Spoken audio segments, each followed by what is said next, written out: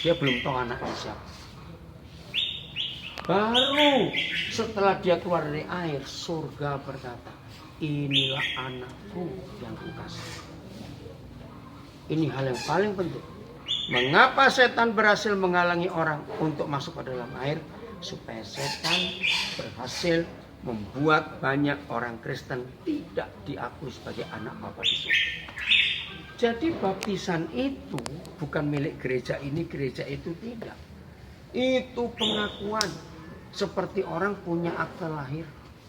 Jadi kalau orang itu nggak dibaptis, nggak dimasukkan ke dalam air, mereka nggak punya akte lahirnya dari kerajaan surga. Inilah anakku yang kukasih, umur 30, bayangkan. Nah, senang nggak diakui sebagai anak Bapa di surga? Ini yang harus kita ikuti dalam baptisan. Bukan tradisi, tapi ini perintah. Jelas? Maka itu harus mengerti. Kisah Rasul 8 ayat 34. Kisah Rasul 8 ayat 34. Umur berapa?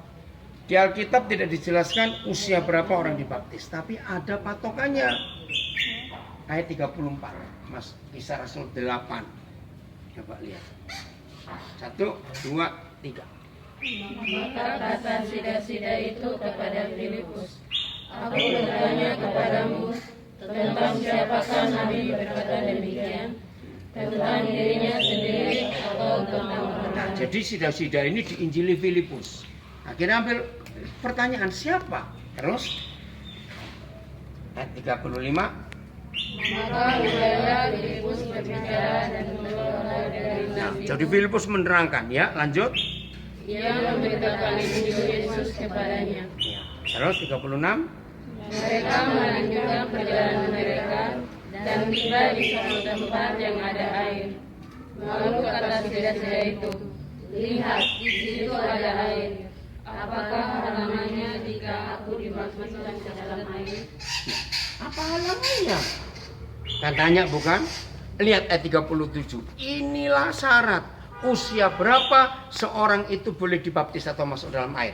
Ayat 37. 1, 2, 3. Sahut Filipus, jika Tuhan percaya dengan segenap hati, boleh. Jawabnya, aku percaya bahwa Yesus Kristus adalah anak Allah. Nah, jadi syarat dibaptis masuk ke dalam air kalau sudah bisa mengaku Yesus Kristus itu anak Bapa di surga, anak Tuhan.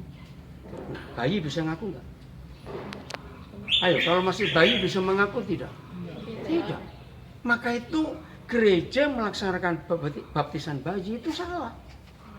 Karena harus bisa mengaku lebih dulu. Tanpa bisa mengaku Yesus itu Tuhan, nggak ada gunanya. Berarti ya, jadi lagi sekali bagi yang pernah dipercik itu bukan baptis 2 kali, tidak. Percik itu bukan baptisan, tapi masuk ke dalam air. Terus ayat 38. Lalu orang Ethiopia itu meminum ketika itu, Ya. dan Keduanya turun ke dalam air. Lihat itu. Terus? baik Filipus maupun sida-sida itu. Ya. Dan Filipus memastikan Yesus ya mengarahkan dia ke dalam air. Sesudah ayat 38, ayat 39. Dan setelah mereka keluar dari Nah, air, keluar dari air. Roh Kudus lagi yang bekerja. Amin. Nah, cukup sampai di situ. Jadi jelas? Masih ada yang ragu-ragu? Bahwa hari ini kalian mengambil keputusan. Ya, baptisan itu artinya proklamasi. Kalau ada kata proklamasi itu dari apa ke apa? Ayo, proklamasi seperti Indonesia, proklamasi dari penjajahan ke kemerdekaan. Nah, kita dijajah siapa dulu? Iblis. Ya, seperti Indonesia dijajah penjajah dulu. Akhirnya merdeka, menyatakan diri, kami merdeka. Nah, jadi kalian ini masuk ke dalam air artinya proklamasi. Setan, hari ini selesai. Dari pemerintahanmu, kami ada di pemerintahan Tuhan Yesus Kristus. Itu artinya. Masih ragu-ragu? Kita masuk aja. Ya, toh, ngapain ragu-ragu kamu? Oke, ayo Pak Edo berdoa yuk. Yang mati enggak apa-apa, Dok. Yang penting ada fotonya tadi, Dok ya. Iya. Tambahin Foto lagi. ada.